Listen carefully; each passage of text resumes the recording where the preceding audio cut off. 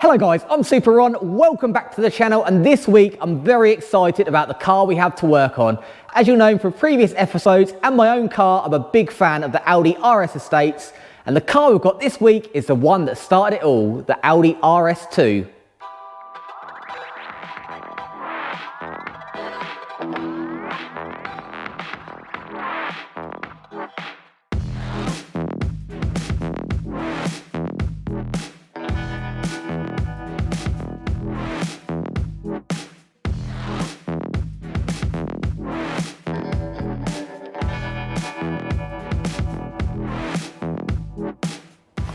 So looking around, there are some telltale signs that this isn't your average Audi 80 estate. You see a lot of Porsche badges, some shiny calipers, and lots of Porsche influences, which these days in the modified VW and Audi world, it's not uncommon to put Porsche calipers on your car, or Porsche wheels even, but this was done by Porsche themselves. This project was a joint venture between Audi and Porsche, and it's based on the VW B4 platform, but its internal code name was the P1, P for Porsche. Audi had already been producing the S2 since 1991, which was a great success, so they had a good running gear to base it on, and the shell and all the associated S2 parts were manufactured by Audi, but then all the parts were sent over to the Rosselbau Porsche plant in Zuffenhausen, which is also where they'd produced the Porsche 959. Porsche then got to work with modifying what they had, and the mid-90s was a changeover from the 964 to the 993, 911, so you can see a lot of influence on here. Of course, you can see the huge Porsche brakes and the Porsche Cup wheels, which are all from a 964. Other little details are the Porsche mirrors and the Porsche front side lights and indicators. The suspension was all redesigned by Porsche as well, and these sit 40mm lower than the standard Audi 80. But the biggest place Porsche had their influence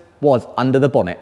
Audi had already been using this 2.2 litre 5-cylinder turbo engine in the S2, and it produced 217 horsepower, but when it got to Porsche, they were aiming for a 30% increase in power, so they got to work with a much bigger turbocharger, larger injectors, a large front mount intercooler, a redesigned intake manifold with their Porsche logo of course, a freer flowing exhaust, and they changed to a Bosch engine management system, and all that combined bumped this up to a staggering 315 brake horsepower. All these Audi 80s have a bit of a strange layout. The engine is so far forward at the inline 5-cylinder, there's no room usually for a radiator at the front. The cam belt cover is actually in the front panel, and they always have their radiator set back to one side. But Porsche added an extra radiator, squeezed one in, so you've got this one and the main one to one side, and then you've got the huge front mount intercooler at the bottom as well. There is not a lot of room for activities. You can see everything is just squeezed in. There's an alternator there to juggle around with all the extra cooling to cope with the extended power.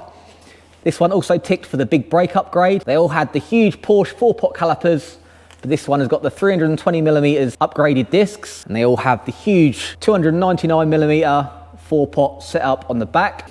And the other big visual change on these, on the standard Audi 80, the number plate sits in the middle there under the Audi badge between the lights. But on the RS's, they moved it into the rear bumper. I guess this kind of gives the full wraparound light like the 964s that Porsche was going for. And it just so happens we have a familiar Porsche that you've seen in the previous episode, the one where we put the roll cage in, and the other thing we did on it was fit the 993 mirrors, which if you look at these, are the exact same as these.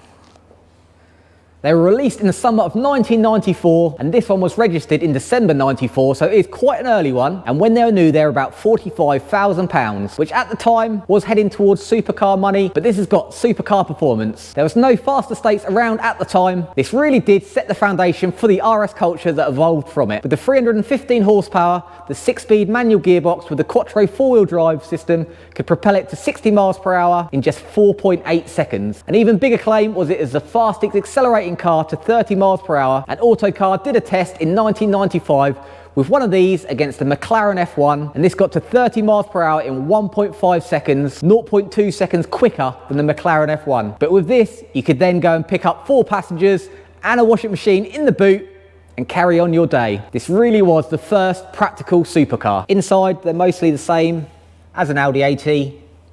All the door cards and the dash, but this one's got another tick of upgrade of the full leather interior, whereas they usually have the Alcantara centre. It's got the Recaro leather,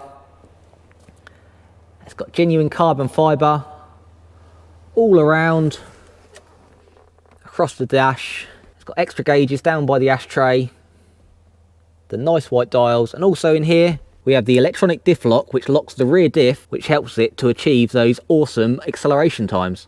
And in the back, just as the RSs are now famous for, we've got all the luxury and the practicality. In the UK, the RS2 was available in 5 colours: green, red, silver, black, and this aptly named RS Blue. It looks very similar to the later Nogaro Blue of its successors, and it's definitely the inspiration for it, but this is a colour on its own. So with this being such a rare car, only one of 180 right-hand drive models, and in the super desirable RS Blue, you might think this has been tucked away in a museum its whole life, cared for and pampered in a heated garage. But that is far from the truth. This car has actually covered 160,000 miles, because in my opinion, there's nothing worse than an amazing piece of engineering like this just being tucked away and pampered. So this has led a very, very full life, and you can see the condition it's in. It's a testament to the previous owners how well they've kept this car. So I wonder how many of those 1.2 launches has been done over those 160,000 miles. So it's quite handy having the 911 in, so we can get those comparisons of like the mirrors and other Porsche little details. But I'm not sure whether it's a stroke of luck or Lee's expert booking in procedure, but we've got a whole host of comparisons we can do to the RS, including the car that's coming in now, which will be a perfect side-by-side comparison.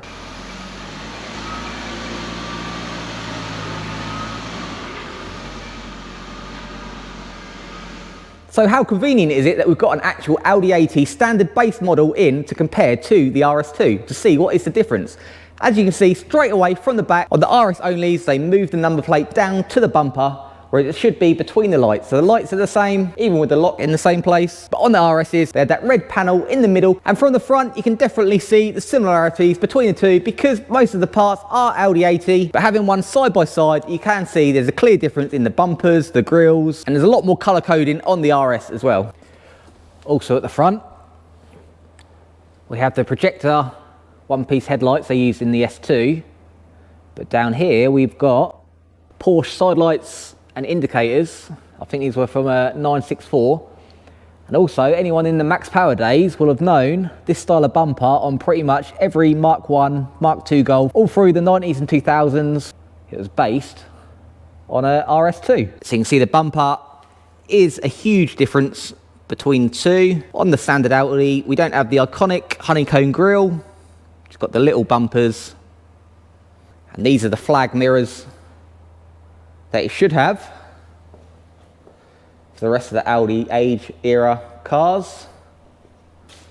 Not super sporty Porsche mirrors. And of course the huge upgrades on the brakes, wheels and suspension are a lot smaller on the lonely old Audi. Looks like the side mouldings are different as well between the two. The RS has much smaller ones going down, but overall as we walk down, same door handles, although not colour coded like the RS. We've got some extra door mouldings at the bottom, which aren't on the standard Audi. Dashboards all look the same. It's the RS as well. And going inside, we've got some different door cards because we are missing the carbon fibre, which runs all the way around the dash. On the centre console, the same buttons at the top. We have got the extra gauges. And of course, the diff lock in the standard car. It's just got a load of little cubby holes. The strange setup of the windows with the glass that goes right to the front is the same on both. So it looks like the windows are all the same, except of course this one is a saloon. But you can definitely see the shape of all the body lines are the same. So when those first innocent 2,200 bare body shells got delivered to the Porsche plant, they had no idea what they were in for, going from an OAP special to a supercar killer.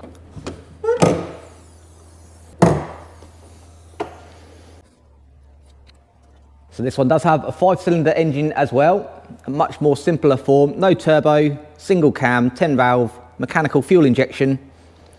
But you can see on this one how far the engine comes forward. This is the cam belt here, right behind the bumper. And they have the stepped radiator exactly the same as the RS2. So it gets its air channeled through there, but for the additional cooling, they managed to sneak another radiator in here in the RS. So over this side looks pretty much the same. Even though Porsche put their brakes and suspension on, they kept the original Audi 80 ABS system. So everything over this side is all the same. Just over this side, it's probably got 4 times the power. And the RS does have the advantage of having a much more aesthetically pleasing bay. So a very, very cool comparison.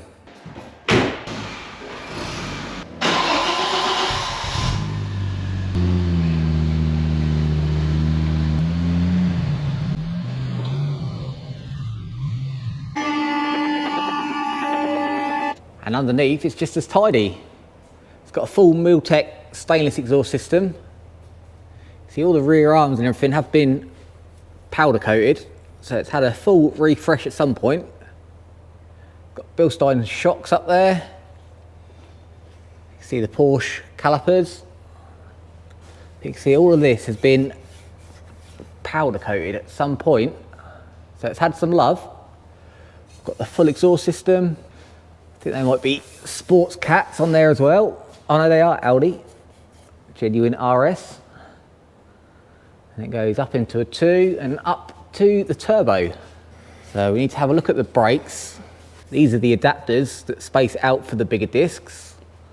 Again, all this one's been powder coated as well. So we'll just give it a good check over, see what needs doing, and have a look at what else we can spot. Other than that, it's just going to be a full service and get it back roadworthy again. You can see on the front, you've got the huge bumper opening, and then behind that is the front mount intercooler. And then to let the air out, it's got this scoop underneath, so it doesn't all parachute in. But you can see how close the front panel and the intercooler is to the pulley. In fact, looks like it might have just touched at one point. Right, let's make a list.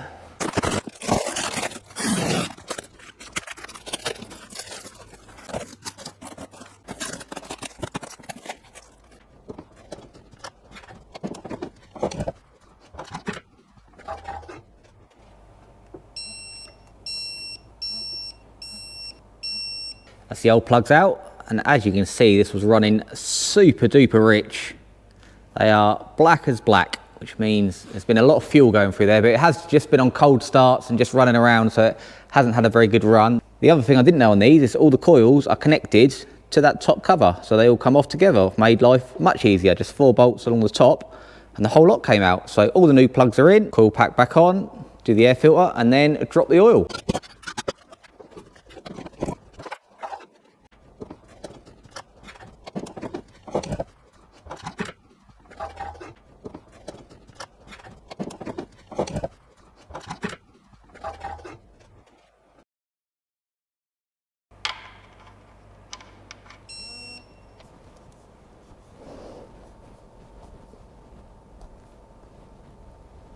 Well, that turned into a palaver. You saw how tight the sump nut was to come off. That should only be 30 Newton meters. So I don't know whether it's over tightened or just way corroded in there on the washer. But with a bit of heat, we eventually got it out. And the oil filter, you might notice that I put it into a jug and not just dumped it straight in. Because sometimes on these oddball cars that have all like extra oil coolers, lots of extra oil lines, the spec on the screen sometimes isn't quite right. So I always measure it out. And it said 4.5 litres, and that is bang on 4.5. So that's how much I'll put back in. So now we can get it down and fill it up.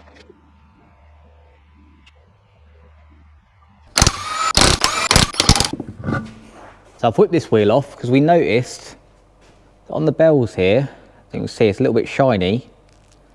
It's something is rubbing on the bell itself and notching out each one of the nuts. You can see it's been touching. So on this side, see it's all rusty and good. So we wondered whether the pads were low, but it doesn't look like it. So it's not the backing touching it. Need to work out what is touching the pads, whether something's loose or not. let's investigate.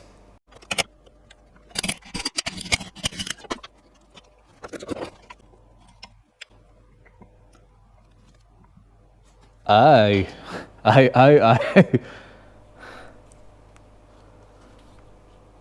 Well, I was just about to take the pads out, and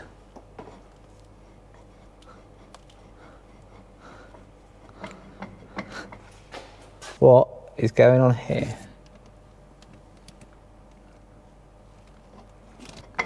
The caliper's not bolted on. Right, let's investigate a bit more. So yeah, we are missing a bolt. So that could have been fatal. Right, got a new bolt in. Think I'll just check the other side as well.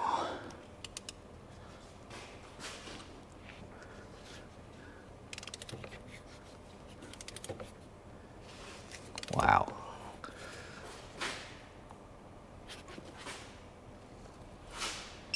Better. So I have just been around and checked all the brakes and even the rears. They weren't tight, but at least they were attached. But now everything's tight and secure. Next up is the brake fluid, because I don't know if you can see in there, it is looking pretty old and grotty. So we're going to do a full brake flush and get all new fluid running out at all four corners. And I've given the rears a good check over, full bleed up, and everything seems a-okay. So this here is definitely Porsche. And all this looks very much like the Porsches that we have in here. So I reckon these must have full Porsche hubs or a little bit of a hybrid. Not sure if that's Audi 80 or not. But hub wise, I'm pretty sure these are the full hubs off a Porsche. And then they must hybrid them together a little way. There's a lot more Porsche than you think. Right, let's fire her up. And we are all run up and looking good. No leaks anywhere. Everything is looking a-okay. Still strange seeing the configuration of this, because you've got the radiator there, you've got the aircon rad in front of it, and you've got the alternator in front of all that. On the other side, you've got this engine oil cooler with all the ducting to go to the front duct. Everything is just in odd places. And last but not least, the most forgotten filter is the pollen filter, which is under here. So as you can see, it was well due its service. The filter definitely needed doing. Now we're all done, we can unwrap it and finally see if all the hype is true.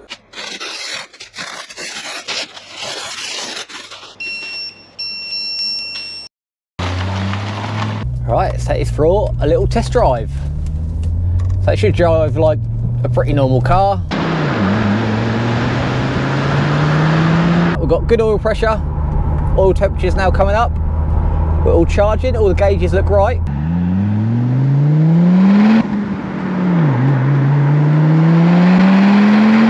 The straight 5 turbo with the Miltech exhaust is sounding amazing. It's got a nice little burble, and let's check the brakes now they're attached.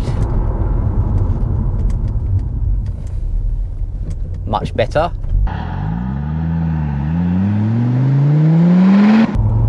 One thing that was mentioned on all the reviews back in the day is when Porsche put the bigger KKK turbo on, it did make it a little bit laggy. So there wasn't a lot of power up to about 3 grand, but then after that it absolutely took off.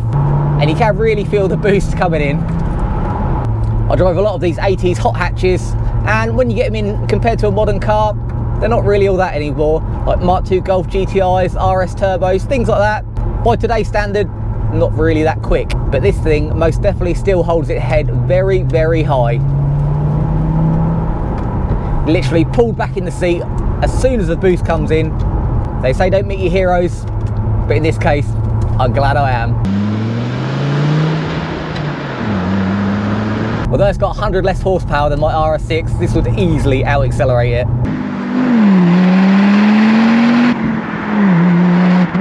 So everything seems to be looking good, sounding good, all the pressures are perfect. So let's get it back, get it finished off, and get it back to the customer. And we're back in the workshop. I've just checked all the levels, everything's good to go, so we can return this back to a happy customer. It's been a great honour to work on this. As you could probably tell from the video, I was really excited when this came in, and I have to admit myself, I didn't know that much about them, but through work on them, looking underneath, and now driving them, they are definitely a lot more than just an old Audi estate, some Porsche brakes and some Porsche badges. So that's going to wrap this one up now. As you've seen around the workshop, we've still got loads of totally different kinds of cars, so make sure you tune in next time because I'll be sure to film it once again. So tune in then because there's always something for everyone. But until next time, make sure you have fun.